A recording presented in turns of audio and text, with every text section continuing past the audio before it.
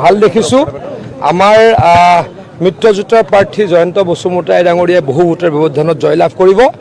ৰাইজে এতিয়া উন্নয়ন বিচাৰে। আজিৰ পৰা দিনলৈকে এটা ৰাস্তা পথৰ অৱস্থাই নাছিল।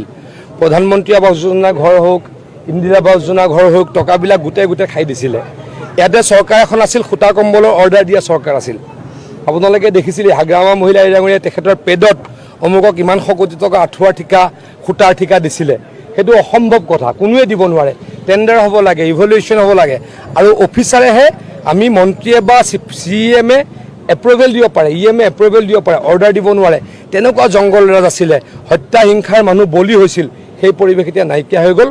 সকলোকে শান্তি লাগে, প্ৰগতি লাগে, ৰাস্তাৰ ডেভেলপমেণ্ট লাগে, ইয়াতে স্কুল কলেজ লাগে। বানপানীৰ সমস্যা সমাধানৰ কাৰণে তামোলপুৰত কাম কৰিছোঁ, আমাৰ ওদালগুৰিত কাম কৰিছোঁ, আমি কোকৰাঝাৰত কাম কৰিছোঁ, আই নদীত 125 কোটি টকা কেন্দ্ৰীয় চৰকাৰৰ পৰা আনি দিছোঁ। মুঠৰ ওপৰত নিয়ম ভাঙি বিটিআৰবাসীক সহায় কৰিবলৈকে চেষ্টা কৰিছোঁ। এনেকুৱা নিয়ম আৰু ভাঙিম যদি আমাৰ মানুহখিনিক সহায় কৰিব পাৰোঁ। ক'ত আকাশত চাং পতা কথা কৈ থাকে, হাগ্ৰাম মহিলাই কিনে ফুচুলৰ কথা কৈ, তেওঁতো ফুচলনিৰ কথা কৈয়ে থাকে। তেওঁ ধেমালি কৰি ভাল পায়, তেওঁ কৌতুক কৰি ভাল পায়। গতিকে 2খন আসন পোৱাটো তেওঁ কৌতুক কৰাৰ কথা। মই একজেক্টলি কালিৰ পৰা আহিছোঁ, কিন্তু মই ভাবোঁ যে কেইবা লাখ ভোটৰ ব্যৱধানত জয়লাভ কৰিম। প্ৰিয়ংকা গান্ধী ডাঙৰীয়া আহিনো কি লাভ হ'ব? কংগ্ৰেছৰ অৱস্থা খুব বেয়া, কংগ্ৰেছৰ অৱস্থা খুব বেয়া। ধুবুৰী সমষ্টিৰ বিষয়ে মই ইমান নাজানো, ধুবুৰীলৈকে যোৱাই নাই। কিন্তু আমাৰ মিত্ৰজোঁটৰ প্ৰাৰ্থী জাভেদ ইছলামে অত্যন্ত যোগ্য প্ৰতিদ্বন্দ্বিতা দিছে বুলি মই ভাবোঁ। অখিল গগৈ ডাঙৰীয়াই নিজৰ দুৰ্গটো প্ৰথম বচাওক। অহা 26ৰ ইলেকশ্যনত অখিল গগৈ ডাঙৰীয়াই প্ৰথম নিজৰ দুৰ্গ বচাওক। বেলেগৰ দুৰ্গ ৰক্ষা কৰাতকৈ নিজৰ দুৰ্গ ৰক্ষা কৰিবলৈ তেখেতক মই অনুৰোধ জনাইছোঁ। তেখেত যদি পাৰে যেনে তেনে আকৌ বিধানসভালৈ আহক, আমি ধেমালি ফূৰ্তি কৰি অলপ ভাল লাগে। তেওঁ প্ৰথমে নিজক ৰক্ষা কৰক। কিহৰ চেম্পিয়ন? এই সূতা কম্বলৰ আঁঠুৱা অৰ্ডাৰ দিয়া চেম্পিয়ন। সূতা কম্বল আঁঠুৱাৰ যে অৰ্ডাৰ দিয়ে, পেডত লিখি এহে চেম্পিয়ন নেকি? তেনেকুৱা চেম্পিয়নক ৰাইজে ভাল দেখিছোঁ। আমাৰ মিত্ৰজোঁটৰ প্ৰাৰ্থী জয়ন্ত বসুমতাৰী ডাঙৰীয়াই বহু ভোটৰ ব্যৱধানত জয়লাভ কৰিব। ৰাইজে এতিয়া উন্নয়ন বিচাৰে। আজিৰ পৰা দিনলৈকে এটা ৰাস্তা পথৰ অৱস্থাই নাছিল। প্ৰধানমন্ত্ৰী আৱাস যোজনা ঘৰ হওক, ইন্দিৰা আৱাস যোজনা ঘৰ হওক, টকাবিলাক গোটেই খাই দিছিলে। ইয়াতে চৰকাৰ এখন আছিল, সূতা কম্বলৰ অৰ্ডাৰ দিয়া চৰকাৰ আছিল। আপোনালোকে দেখিছিলে হাগ্ৰামা মহিলা ডাঙৰীয়াই তেখেতৰ পেডত অমুকক ইমান 100 কোটি টকা আঁঠুৱাৰ ঠিকা, সূতাৰ ঠিকা দিছিলে। সেইটো অসম্ভৱ কথা, কোনোৱে দিব নোৱাৰে।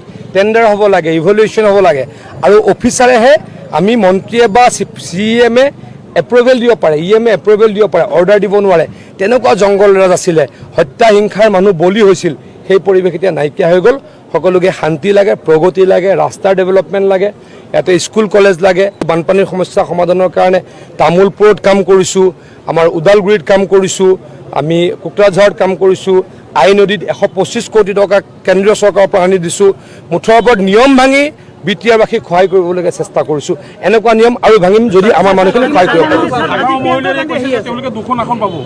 ক'ত আকাশত চাং পতা কথা কৈ থাকে, হাগ্ৰাম মহিলাই কিনে ফুচুলৰ কথা কৈ, তেওঁতো ফুচলনিৰ কথা কৈয়ে থাকে। তেওঁ ধেমালি কৰি ভাল পায়, তেওঁ কৌতুক কৰি ভাল পায়। গতিকে 2খন আসন পোৱাটো তেওঁ কৌতুক কৰাৰ কথা। মই একজেক্টলি কালিৰ পৰা আহিছোঁ, কিন্তু মই ভাবোঁ যে কেইবা লাখ ভোটৰ ব্যৱধানত জয়লাভ কৰিম। প্ৰিয়ংকা গান্ধী ডাঙৰীয়া আহিনো কি লাভ হ'ব?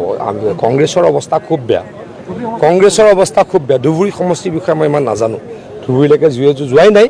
কিন্তু আমাৰ মিত্ৰজোঁটৰ প্ৰাৰ্থী জাভেদ ইছলামে অত্যন্ত যোগ্য প্ৰতিদ্বন্দ্বিতা দিছে বুলি মই ভাবোঁ।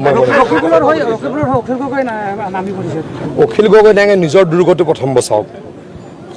অহা 26ৰ ইলেকশ্যনত অখিল গগৈ ডাঙৰীয়াই প্ৰথম নিজৰ দুৰ্গ বচাওক। বেলেগৰ দুৰ্গ ৰক্ষা কৰাতকৈ নিজৰ দুৰ্গ ৰক্ষা কৰিবলৈ তেখেতক মই অনুৰোধ জনাইছোঁ। তেখেত যদি পাৰে যেনে তেনে আকৌ বিধানসভালৈ আহক, আমি ধেমালি ফূৰ্তি কৰি অলপ ভাল লাগে। তেওঁ প্ৰথমে নিজক ৰক্ষা কৰক। কিহৰ চেম্পিয়ন? এই সূতা কম্বলৰ আঁঠুৱা অৰ্ডাৰ দিয়া চেম্পিয়ন। সূতা কম্বল আঁঠুৱাৰ যে অৰ্ডাৰ দিয়ে, পেডত লিখি এহে চেম্পিয়ন নেকি? তেনেকুৱা চেম্পিয়নক ৰাইজে